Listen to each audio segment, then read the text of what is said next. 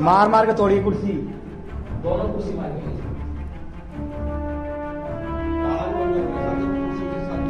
Light लूट सब जब हम नमाज पढ़ रहे थे तो बाहर से कुछ लोग आवाजें करते हुए आ रहे थे कि मस्जिद को जला दो, मस्जिद को जला दो, बाहर निकालो इन्हें, यहाँ कोई नमाज नहीं होगी, कोई मस्जिद नहीं है, बाहर निकलो, अल्लाह अकबर, हो गई तुम्हारी नमाज। तो उन लोगों ने औरतों पर भी हमला किया है, जिसमें से 2 औरतों को गहरी चोट आई है, दोनों को हाथों में चोट आई है और एक को पैर में भी है।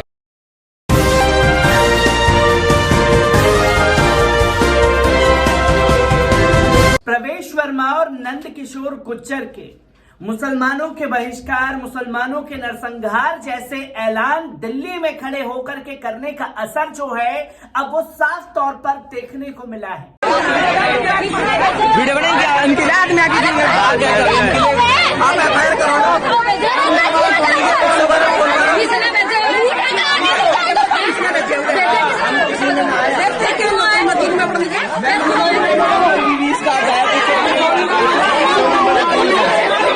पुलिस में फोन करो एक बार। अरे आ रहा है, कर दिए फोन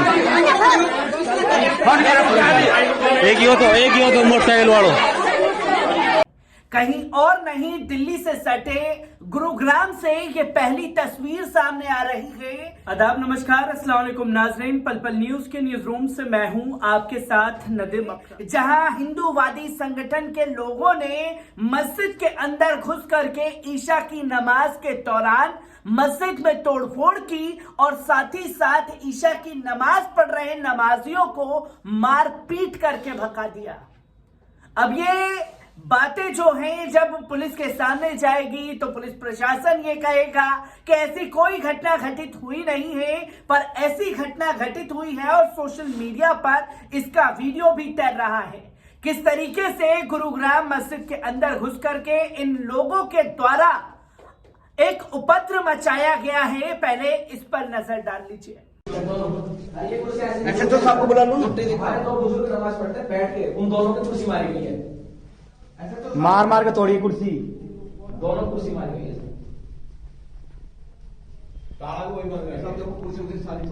लाइट लूट सब आपने देखा कि किस तरीके से ये वीडियो गुरुग्राम मस्जिद का सामने आया है।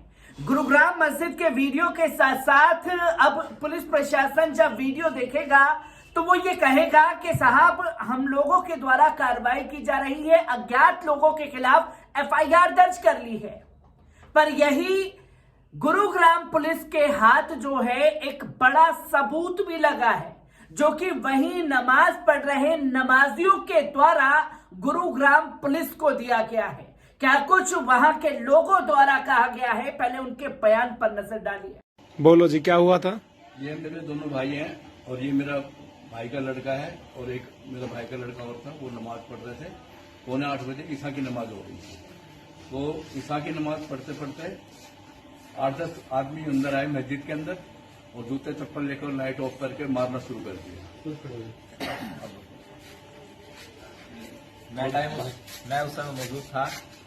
तो जब हम नमाज पढ़ रहे थे तो बाहर से कुछ लोग आवाजें करते हुए आ रहे थे कि मस्जिद को जला दो, मस्जिद को जला दो, बाहर निकालो इन्हें, यहाँ कोई नमाज नहीं होगी, कोई मस्जिद नहीं है, बाहर निकलो, अल्लाह अकबर, हो गई तुम्हारी नमाज। ऐसे करते करते अंदर आ गए और उन्होंने देखा कि यहाँ पे लोग हम नमाज पढ़ रहे हैं, तो हम लोगों के उन्होंने हाथ पकड़े नमाज पढ़ते पढ़ते और हमको बाहर निकालने के लिए फेंक के मारा, जिसमें से इन दोनों को कुर्सी पे, ये दोनों कुर्सी पे बैठ के नमाज पढ़ रहे थे, बुजुर्ग हैं, बीमार हैं, और इनको नीचे गिराया गया।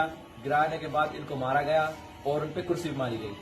उसके बाद हम सबको बाहर निकाल दिया गया और जब हम फोन मिला रहे थे घर वालों को इतला देने के लिए कि ऐसे ऐसी बात हो गई है, तो इन तीनों को पकड़ लिया गया।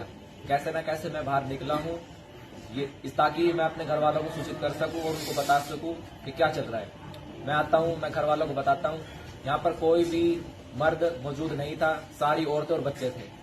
तो वो सब औरतें आई हैं और उन्होंने वहाँ पे सारी इकट्ठा हुई हैं और घर वालों को फोन किया है, बाद में घर वाले आए हैं। तो जब औरतें हमारे बचाव के लिए गई हैं तो उन लोगों ने औरतों पर भी हमला किया है, जिसमें से 2 औरतों को गहरी चोट आई है, दोनों को हाथों में चोट आई है और एक को पैर में भी आई है।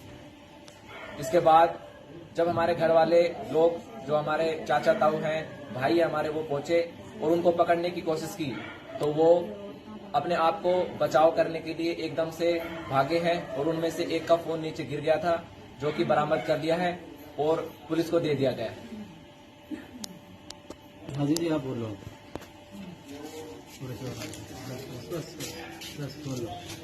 ईशा की नमाज पढ़ रहा था कुर्सी पे, निपल रहा था, आदम ने नमाज छुड़वाए गए और हाथ पकड़ गए। तो दोस्तों आपने देखा कि किस तरीके से बुजुर्गों के साथ में मारपीट की गई।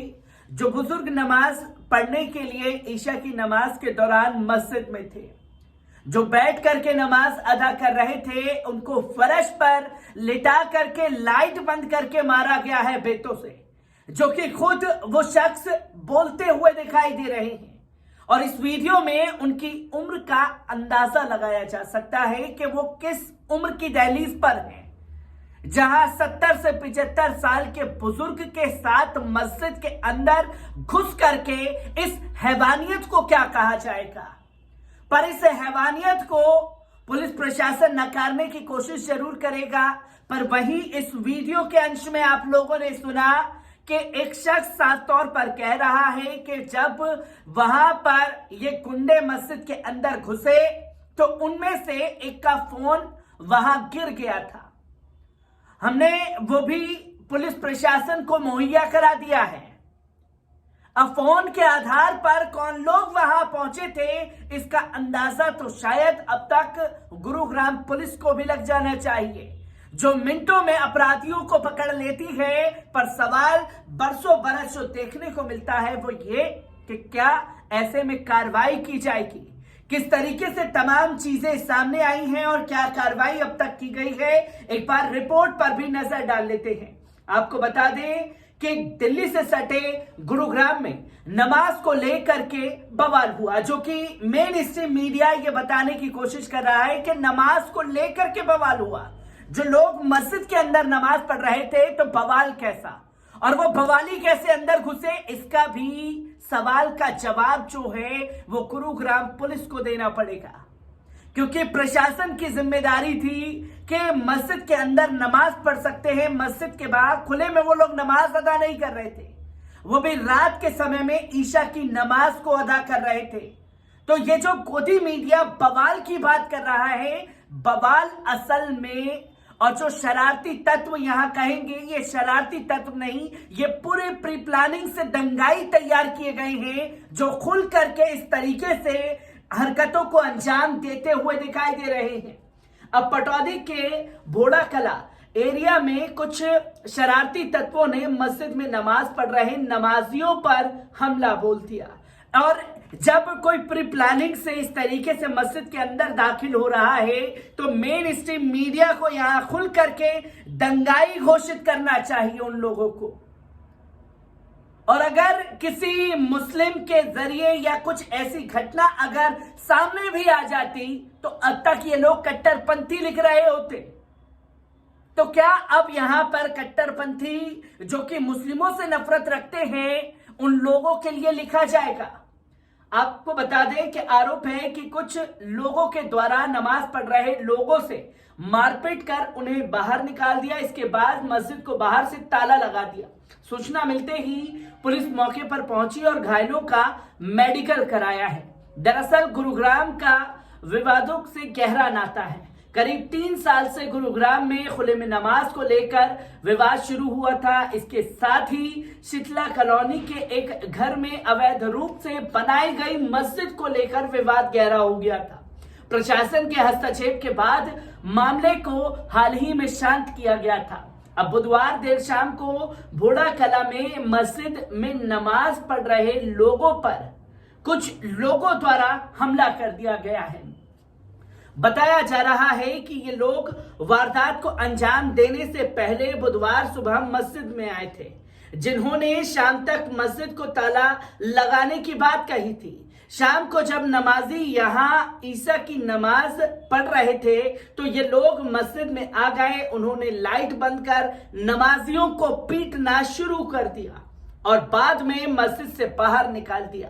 फिलहाल मामले में पुलिस ने शिकायत के आधार पर आईपीसी की धारा 147, 149, 295 ए, 323, 506 के तहत केस दर्ज कर लिया है। गांव के सरपंच यजवंदार शर्मा ने बताया कि मामला बुधवार रात का है। कुछ शरारती तत्वों ने ऐसी गड़बड़ कर दी। उन्होंने बताया कि शरारती तत्वों ने बुजुर्गों के साथ धक्का मुक्की की है। इस बात का पता चलते ही गांव के लोग इकट्ठा हो गए। इसके बाद लोगों ने ये पता लगाने की कोशिश की कि यह घटना कैसे घटी। गांव के शख्स ने कहा कि इस घटना के बाद लोगों में काफी गुस्सा है। सरपंच यजवंदार शर्मा ने बताया कि आज लोगों ने इस बात की कंप्लेंट पुलिस से की है। लोगों का कहना है कि इस घटना के पीछे जो भी दोषी हो उसे गिरफ्तार किया जाना चाहिए और बेफिजूल में किसी निर्दोष को तन ना किया जाए, जो कि वहां के सरपंच ये कहते हुए दिखाई देते हैं। पर यह पूरी प्री प्लानिंग से किया हुआ एक फसाद है जिसे जन्म देने की कोशिश इन दंगाइयों द्वारा की गई है और सख्त से सख्त सजा नहीं, इन लोगों को यूएपीए के तहत जेल की सलाखों के अंदर डाला जाना चाहिए, जो लगातार प्रदेश का और देश का माहौल खराब करने पर लगे हुए हैं। इसलिए मैंने पहले ही शुरुआत में कहा कि जिस तरीके से बड़े बड़े सांसद और भारतीय जनता पार्टी के विधायक जब खुले आम मुसलमानों के बायकॉट और मुसलमानों के नरसंहार का ऐलान करेंगे, तो ऐसी तस्वीर भी लाजमी है कि उनके बयान का किस तरीके से असर उन लोगों के ऊपर हो रहा है जो आए दिन सिर्फ और सिर्फ दिलों में मुसलमानों से नफरत पाले बैठे हैं। मैं तमाम अपडेट आप लोगों की गुरुग्राम के साथ साझा करता रहूंगा। दीजिए इजाजत, शुक्रिया।